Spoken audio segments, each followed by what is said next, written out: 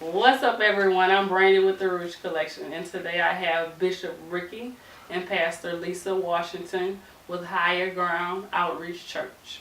How you guys doing today? Doing great. Great. Great. It's great to have y'all today. Thank you for having us.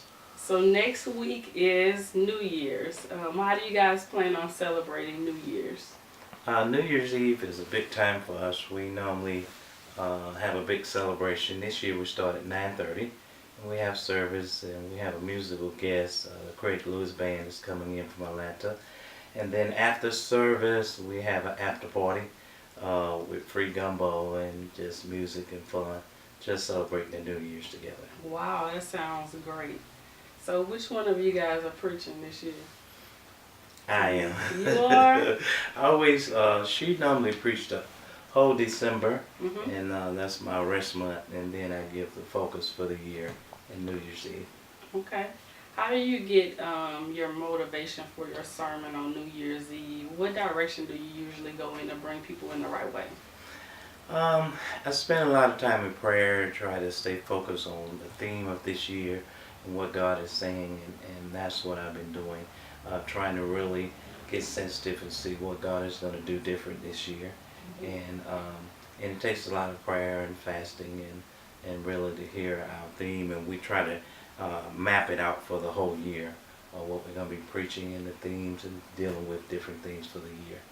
Okay. The Craig Lewis Band, how did you guys get together with them? Because I know they've done lots of work with Tyler Perry. Yes, they have been calling, wanting to get in the area for a while, and it didn't work out, but this time it kind of worked out because we wanted to center it around young people, and they're young, some young guys doing a great work, and we felt that it would be fitting for this year, so it just was the right time for us, and I think they would give us our focus on where we're going for next year. Okay, do you guys have a theme for next year? Yeah, but it's a surprise. It's a surprise. Will you guys be announcing that New Year's Eve? We're going to announce it New Year's Eve. Okay. Unless my wife, you want to announce it? I told you a little bit about it. Tell us, let us know. I'm anxious. I'll leave it to him. Alright, folks, make sure you're there so you can hear that big surprise. Yeah, it's going to be good. It's Okay. gonna be good. So you guys are going to be feeding everyone gumbo. I think that's huge because that's a lot of gumbo. So how you guys go about preparing all that? 2 years ago, we normally have breakfast, and after a while you get tired of having breakfast. So 2 years ago, I thought of having a gumbo contest because I'm the gumbo king. That's a big title to hold yourself to. So we had it in Florida, and I beat Bishop Trotter and a few other guys. So I'm proud of my accomplishment. Okay. So we thought of, if we did the gumbo contest, that would give us more gumbo and we could feed everybody. So I think this year we have about 5 participants, and it's just for fun.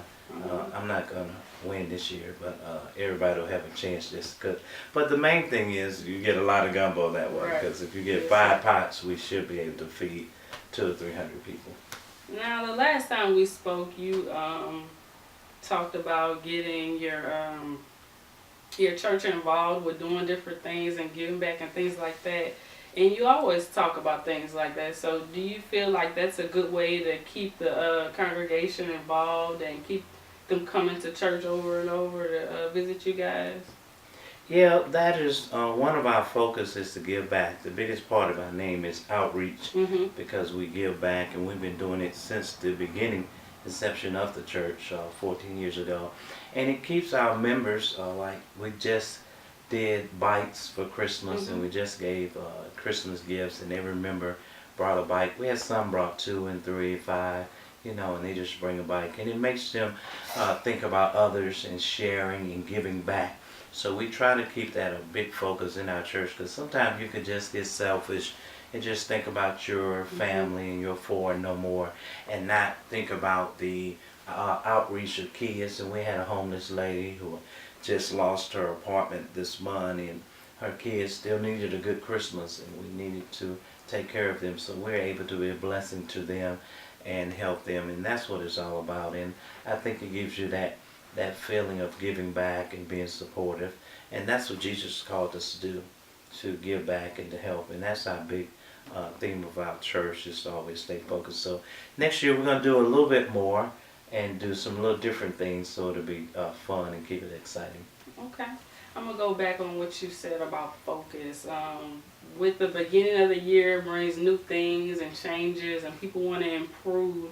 What advice do you have to people that want to stay focused on God and, throughout the year things go on and you lose focus? How do you regain that focus back for the beginning of the year? Well, we're going to let Pastor Lisa tell you that one. Come on, she could tell you that. The first thing is commitment.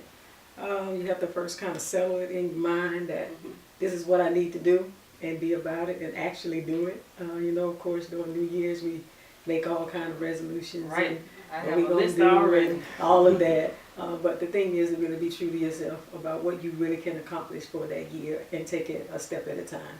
And I would suggest that to start with your relationship with God. That's very, very important that you do that. And then the rest will follow. All right. I like that. So how many services do you guys offer throughout the week? We have Bible class on Tuesday nights. It's at 7 o'clock. It's only like about an hour. Call it an hour of power. They can come in. We have prayer. We give them the word. Kids need to be ministered to. At one time, we ministered to them as far as helping them with their homework and things like that. Oh, that's great. But as they age, they get off into other stuff. But it's okay. We've done our part. And we have Sunday morning worship services, and that's at 9 a.m. All right. That's awesome. So can you give us the details one more time on the New Year's Eve event? All right, it starts at 9:30, and we have the concert kind of in the middle of that. Then we preach, and then we do our countdown together and pray together, and then we have the after party with the free gumbo and all that. Okay. There you have it, folks. New Year's Eve. I just have one more question though. And this is for you, Pastor Lisa, because we gave it to Bishop last time. It's your turn. Thank you. You get the heat this time. If you could tell the whole world one thing, what would that one thing be? Fall in love with Jesus. All right. Really. For real. Because when all else fails, he's always there. How great of a love is Yes, it? it's great. It can't explain, really. You really can't explain it. Once you really fall in love with him. Better than the money, the diamonds, everything. Right, Huh? all that's good too, but it's like after that settles down, it's God. It's all about him, really. And you're excited that he's still there, because if you lose your diamonds, your pearls, and your ring, you still got God and you can regain all that stuff. I love that. I think she stole mine. I said that. I didn't know. Well, I appreciate you guys stopping by. Once again, it's always a pleasure. Hey, man. Good. All right, Thank this you. is Brandy with the Rouge Collection signing out.